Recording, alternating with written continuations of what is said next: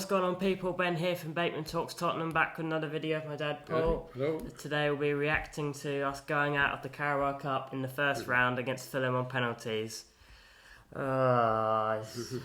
It's same old Spurs, isn't it? Well, penalties is a bit of a lottery anyway, isn't it? So it can go either way, and luck of the draw. So it was a draw in a sense, but obviously people may question the starting 11 being 9 players different. Yeah, it's a difficult one because I see what Ange is saying in terms of he needs to give players a chance to show what they can give, but I don't know. I don't think he needs to make 9 changes. I could understand maybe 4 or 5, but I think 9 changes was too many, personally, because you can bring players off the bench. And I also think the subs that he made should have been made sooner. And what a wasted opportunity at one of the only trophies we had a chance of winning this season. I mean, we're not even in September, and we can only really win 1 trophy now. It's the same thing happens every year, really, isn't it? Yeah. The second team isn't up to it. And all the people calling for Sanchez to, well, partly us potentially, to stick around. I still think he should have some players in the squad. He wasn't great on that first goal, was he? I know it was a Van de Ven own goal, but there wasn't much Van de Ven could have done about it. More Sanchez's defending on the side. And totally credit Sanchez for taking a penalty, like having the guts to take a penalty. But why? Who is letting a centre-back take your 3rd penalty in the shootout?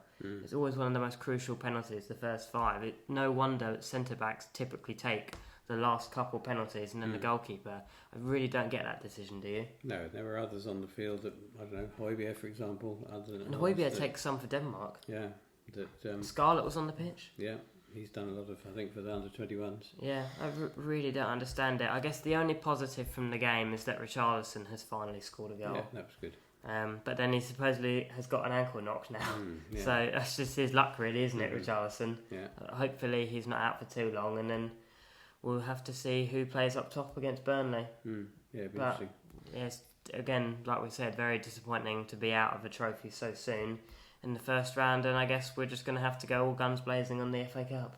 Yeah, that's right. I mean, you might get lower division opposition that might be easier. We were drawn against the Premiership side, who played very well against Arsenal the other day. So yeah, feels like a missed opportunity though, doesn't it? Yeah, it does. And then that means we've only got Premier League action until January now, the FA Cup. Right. So just a depressing game all round, and it just shows that maybe the players off the bench aren't good enough to start.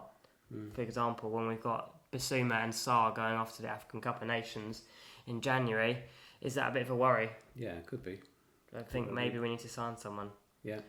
But moving on from the Fulham game, on the topic of signings, Fabrizio Romano this morning has said that Tottenham and Genoa have reached a deal in principle for Tanguy Ndombele to go on loan to Genoa.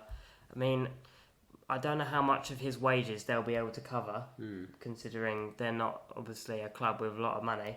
Yeah. But maybe if we can at least get some of the wages off the bill, that's better than nothing, isn't it? Yeah, absolutely. Be interesting to see how amazing he does as well, considering he's probably going to be the star player there. I expect so. I don't know much about Genoa, but they do make excellent pasta there. I've had one. And then also, finally, there have been links this morning that Spurs and Barcelona are in talks with Ansu Fati over a loan deal for 1 year. I mean, if we can get the Ansu Fati before his long injury, then we've got one of the best young talents in the world. Yeah. But that's been the problem with Fati, is he's not really been able to recover from that injury. But you never know. Can he be a good option off the bench? You'd think so. Yeah, absolutely. So it'll be interesting to see how that develops, and I think that's irrespective of the Brennan Johnson deal, and that'll still happen. So that's good news to hear, isn't it? Yeah. Some good news at least. Yeah, indeed. But there's always some. But I guess we'll just have to get on with it and move on. Yeah. And focus on the FA Cup now in January, and finally see if we can win a trophy that way. Thank you for watching this video of me and my dad Paul. Don't forget to like and subscribe, and as always, come on you Spurs!